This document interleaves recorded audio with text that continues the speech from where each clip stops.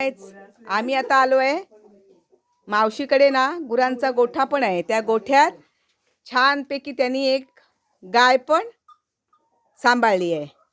ही बघा, तिचं नाव काय ग मावशी? लक्ष्मी. लक्ष्मी. अरे वा, बघा लक्ष्मी कशी गवत खातीये. आणि या लक्ष्मीला एक पिल्लू आहे, नंदिनी. नंदिनी. ही बघा, नंदिनी पण किती गोंडस आहे. आवडली का तुम्हाला नंदिनी?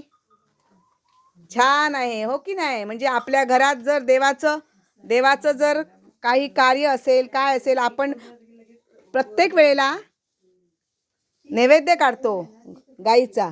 तो नैवेद्य द्यायला मला तर गाय शोधावी लागते जाऊन, काय तर गाय कुठे आहे. पण यांनी तीही सोय केलेली आहे. त्यामुळे हे बघा, मावशी अगदी गुरांचं पण अगदी प्रेमाने करते. हे बघा, दिसते का गवत घालताना?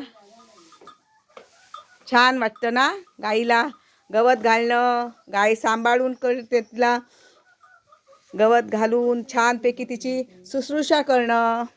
आणि एक छोटंसं पिल्लू, हे बघा, खूप छान. आणि ना, बाजूच्या एका रूमात त्यांनी कोंबडी पण पाळलेली आहेत. कोंबडी, हे बघा, दिसतात का कोंबडी तुम्हाला? म्हणजे अंड्याची पण कमतरता नाही. ही सगळी कोंबडी अंडी घालतात. म्हणजे काय नाही मावशीकडे असं नाही. त्यामुळे आम्हाला ना इथे दिंगण्यात यायला खूप आवडतं. हे बघा, दिसतात का कोंबडी आपल्याला?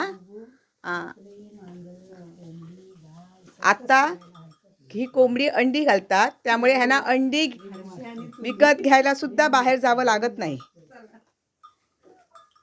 2 भाग केलेले आहेत. या मांगर म्हणतात कोकणात याला. या मांगराचे 2 भाग केलेले आहेत. एका भागात कोंबडी आहेत आणि एका भागात ही गाय आणि वासरू आहे गाईचं.